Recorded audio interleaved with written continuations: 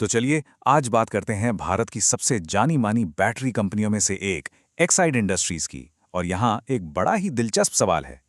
क्या ऐसा हो सकता है कि किसी कंपनी का मुनाफा 26% गिर जाए और फिर भी एक अच्छी खबर हो? सुनने में थोड़ा अजीब लगता है ना। आइए आज इसी गुत्थी को सुलझाते हैं।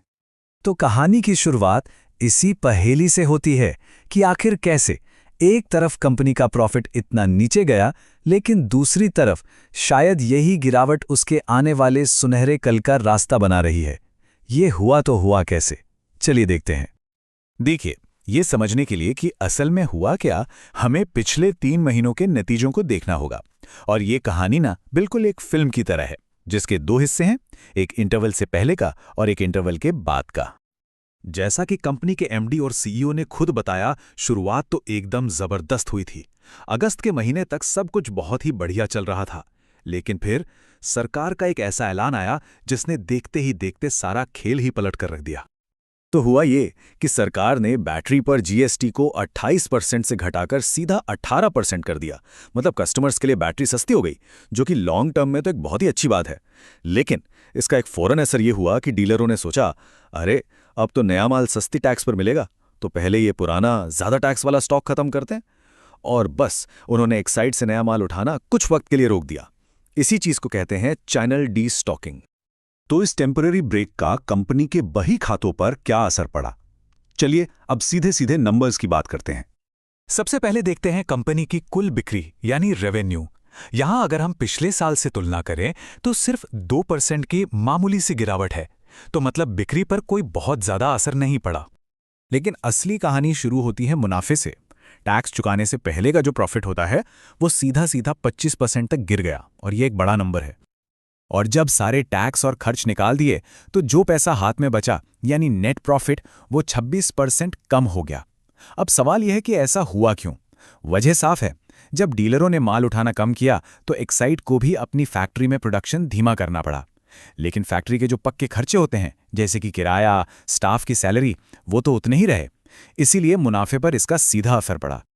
तो ये तो हुई इस तिमाही की कहानी, जो कि एक टेम्पररी वजह से थी। अब थोड़ा जूम आउट करते हैं और कंपनी की ओवरऑल सेहत को देखते हैं कि वो अंदर से कितनी मजबूत है। तो यहाँ कंपनी की बैलेंस शीट में कुछ बहुत अच्छी बातें हैं तो कुछ चिंता वाली भी। अच्छी खबर यानी ग्रीन फ्लैग्स ये हैं कि कंपनी पर जीरो कर्ज है, मतलब कंपनी फाइनेंशियली बहुत स्टेबल है। साथ ही भारत में उसका बिजनेस 5% बढ़ा है और सोलर बिजनेस तो सबसे तेजी से भाग रहा है। लेकिन कुछ रेड फ्लैग्स यानी चुनौतियां भी हैं। बैटरी बनाने का जो कच्चा माल है वो लगातार महंगा हो रहा है, और दुनिया भर में जो टेंशन चल रही है उसकी वजह से एक्सपोर्ट बिजनेस भी थोड़ा सिकुड़ रहा है। तो एक तरफ तो एक्साइड इन छोटे मोटे स्पीड बम्प्स से निपट रहा है, लेकिन दूसरी तरफ वो भविष्य के लिए एक जबरदस्त सुपर हाईवे तैयार कर रहा है। देखिए, एक्साइड दशकों से लेड एसिड बैटरी का बादशाह रहा है। वही बैटरी जो हमारी गाड़ियों और इन्वर्टर में लगती है। लेकिन भविष्य, खासकर इलेक्ट्रिक गाड़ियों का भविष्य, वो लिथियम आयन बैटरीज पर टिका है, और एक बिल्कुल ही अलग टेक्नोलॉजी है। और एक्साइड ने इस भविष्य पर अपना सबसे बड़ा दांव खेला है। कंपनी एक नई subsidiary Exide energy solutions limited के जरिए एक बहुत बड़ी नई नवेली फैक्ट्री बना रही है, जिसमें लगभग 4000 करोड़ रुपए का भारी भरकम इन्वेस्टमेंट किया जा रहा है। और ये प्रोजेक्ट बिल्कुल रॉकेट की रफ्तार से आगे बढ़ रहा है। फैक्ट्री का काम लगभग पूरा हो चुका है। इसी नवंबर से एक लाइन पर प्रोडक्ट की टेस्टिंग शुरू हो जाएगी, और अगले साल के अंत तक कमर्शियल प्रोडक्शन भी शुरू होने की पूरी उम्मीद है। तो इन सब बातों का निचोड़ क्या है? हमें क्या समझना चाहिए इससे? तो देखिए, एक्साइड की कहानी अभी 2 ट्रैक पर एक साथ चल रही है। एक तरफ है उसका पुराना ट्रेडिशनल बिजनेस, जहां एक छोटा सा स्पीड बम्प आया है, और दूसरी तरफ है भविष्य का वो सुपर हाईवे जिसे वो हजारों करोड़ लगाकर बना रहा है। और यहीं पे आकर खड़ा होता है वो अरबों का सवाल। एक्साइड लेड एसिड का चैंपियन रहा है, इसमें कोई शक नहीं।